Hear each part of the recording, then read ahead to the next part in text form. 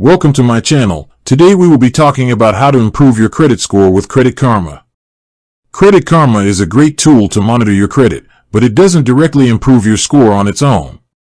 It provides you with the information and tools to take action. To improve your credit score, you need to focus on the key factors that influence it. First, your payment history is the most important factor.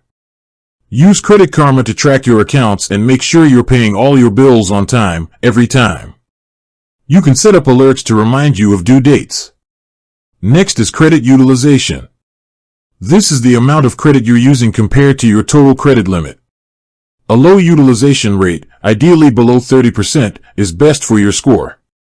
You can see your utilization on Credit Karma and work on paying down balances to lower it. Third, look for errors on your credit report. Credit Karma gives you access to your reports from two major credit bureaus. If you find any inaccuracies, like a late payment that was actually on time or an account you don't recognize, you can dispute it directly through the platform. Correcting these errors can boost your score.